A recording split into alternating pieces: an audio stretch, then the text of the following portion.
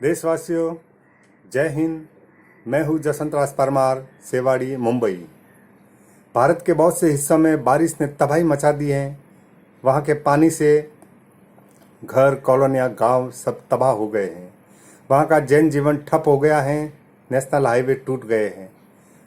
बांध टूटने से पानी चारों तरफ रहवासी और खेती हर जमीन में घुस गया है, जिससे वहाँ पर लोग रह नहीं पा रहे, जी नहीं पा रहे। और वहाँ के गरीब किसको अपनी व्यथा सुनाए, और उस व्यथा को सुनने वाला कौन है? तो वो कहता है, मैं गरीब हूँ, मैं गरीब हूँ, मेरा घर टूट गया, मेरा खेत बह गया, मेरी खेत खलियान पानी में बह गए। किसको सुनाओ मेरी व्यथा? न कोई नेता है, न कोई प्रशासन है, न कोई सरकार है, न कोई सेवा है, न कोई पैदा है। जिंदा रहने के लिए कोशिश कर रहा हूँ कि मैं भी जिंदा रहूँ, मेरे घर वाले भी जिंदा रहे। चुनावों के समय में जिस प्रकार नेता यहाँ आते हैं, आज न कोई नेता है, न नेताओं के चमचे हैं। जीव तो जीव कैसे? टूटा हुआ घर है, आधी छत है, पानी नीचे फर्श पर है, छत आधी टूटी हुई है, बारिश का पानी टपक रहा है। मेरे बूढ़े माँ बाप एक कोने में ठिठुर रहे हैं। मेरी पत्नी गीली लकड़ियों से आग लगाने की कोशिश कर रही है। भूखे बच्चे मेरे रो रहे हैं। मैं जाऊँ तो जाऊँ क्या? किसको सुनाऊँ मेरी ये फरियाद? मैं बहुत दुखी हूँ, और दुखी होना मेरा हक है, जन्म सिद्ध अधिकार है। मेरे बाप भी दुखी थे, मेरे दादा भी दुखी थे, मेरे परदादा भी दुखी थे। मैं भी दुखी हूँ, मेरा बेटा भी दुखी है, उस बेटे के बेटे भी दुखी होंगे, उस बेटे के बेटे भी दुखी होंगे, यानी मेरे पोते भी दुखी होंगे, मेरे परपोते भी दुखी होंगे। दुखी हमारा जीवन है, ये हमारे नसीब में लिखा हुआ है। हमें यह सुख भोगने का अधिकार नहीं है। ये भारत देश है, महान देश है। बहुत से बड़े बड़े नेता आए, बहुत से बड़े बड़े नेता गए, लेकिन हम गरीब हैं। हर साल ये बाढ़ आती है। कोसी नदी को बिहार के एक बहुत बड़े कवि ने डायन कहा है, क्योंकि हर साल वो सैकड़ों लोगों को निगल जाती हैं, लोग मरते हैं। किसी के अपने बिछड़ते हैं, किसी के बूढ़े बिछड़ते हैं, किसी के बच्चे बिगड़ते हैं। कोई उनके सुनने वाला नहीं है, कोई उनके हाल चाल के राह लेने वाला कोई नहीं है। हर साल नए नए फरियाद होती है, नए नए वादे होते हैं, एक नई आशा बनती है, मगर कुछ होता नहीं। ये आज से नहीं है, करीब 7 दशकों से यही स्थिति बनी हुई है। धीरे धीरे कभी आशा बनती है, फिर टूट जाती है। एक सपने के समान आशा बनती है, और फिर ख्याल आके वो सपना टूट जाता है। हम दिन में सपने देखने की कोशिश करते हैं, मगर वो टूट जाते हैं, क्योंकि हमें भरोसा नहीं है सरकार पे, हमें भरोसा नहीं है प्रशासन पे, हमें भरोसा नहीं है नेताओं पे, हमें भरोसा नहीं है समाज सेवक। कोई हमारी सुध लेता नहीं है। न हमारे घर में बिजली है, न हमारे घर में टीवी है, न हमें कोई मालूम है सरकार क्या कर रही है, सरकार क्या फरमान कर रही है। हमारे हाल भी कोई दिखाने वाला टीवी नहीं है। कोई पत्रकार यहाँ आता नहीं है, कोई टीवी के चैनल यहाँ आने की तकलीफ नहीं देखते हैं।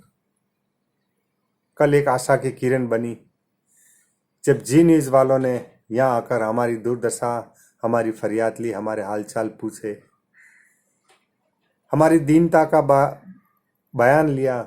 हम कितने गरीब हैं, ये हमारा अधिकार है। हमारी झोपड़ी टूट गई, हमारी फसल पानी में बह गई, और हम इस दुख को हर साल पी लेते हैं। फिर एक नई उम्मीद के साथ थोड़ा ताना बाना जोड़कर घर बनाते हैं, फसल उगाते हैं, और जैसे ही फसल तैयार होती है, घर बनता है, फिर बारिश आ जाती है, फिर नदी का पानी हमारे घरों, हमारे खेतों में घुस जाता है। हम कुछ नहीं कर पाते हैं, क्योंकि हम दुखी हैं। ये हमारा जन्म सिद्ध अधिकार है।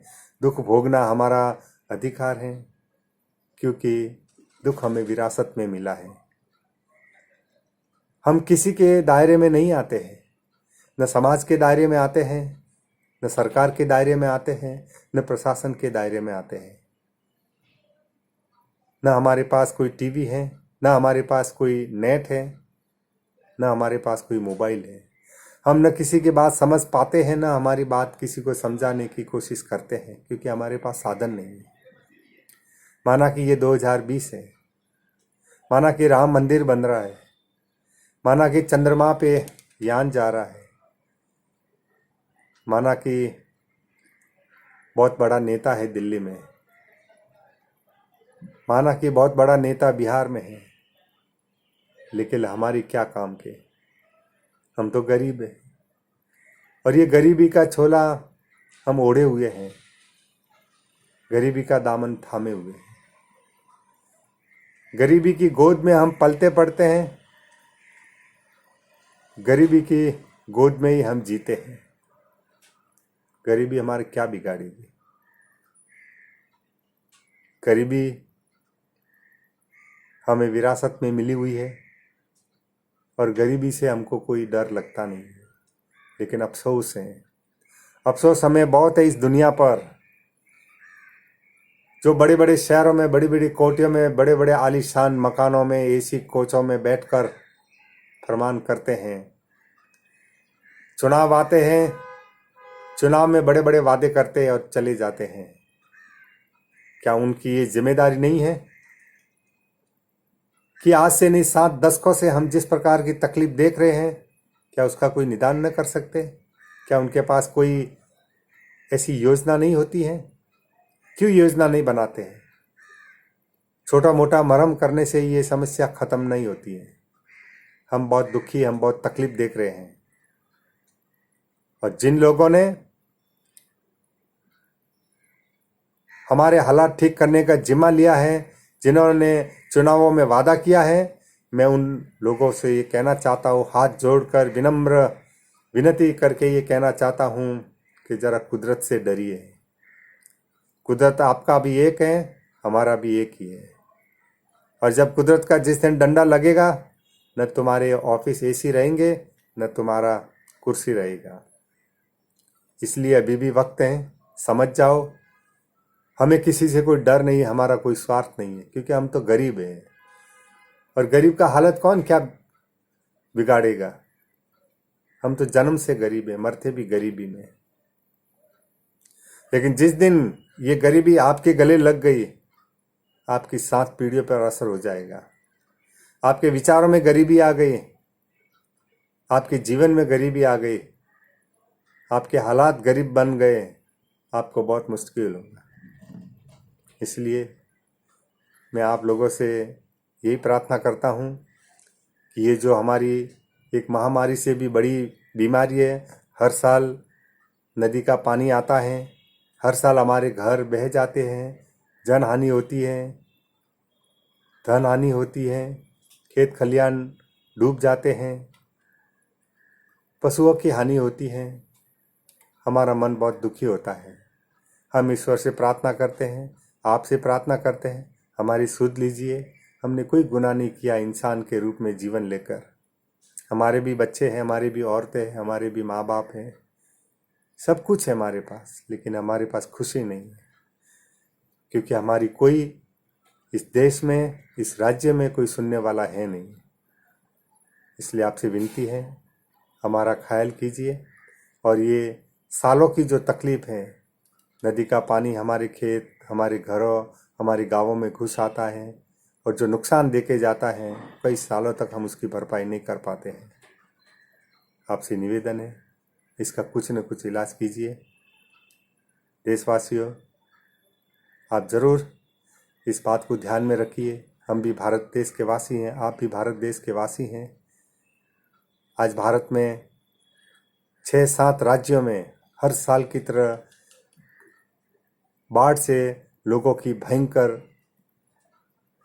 खराब स्थिति है, और बहुत दुखी है लोग मर रहे हैं, लोगों का नुकसान हो रहा है, जान माल का नुकसान हो रहा है, पशु हानि हो रही है, आर्थिक स्थिति कमज़ोर होती जा रही है। बहुत दुख होता है। इसलिए आप भी इस बात को समझिए और सरकार से कहिए, और सरकार से हमारी प्रार्थना है कि आप जहाँ जहाँ हर साल बारिश आती है, बाढ़ें आती हैं, नुकसान करती है, उसका कुछ न कुछ परमानेंट इलाज कीजिए ताकि हम लोग जीवन जी सके। जय हिंद।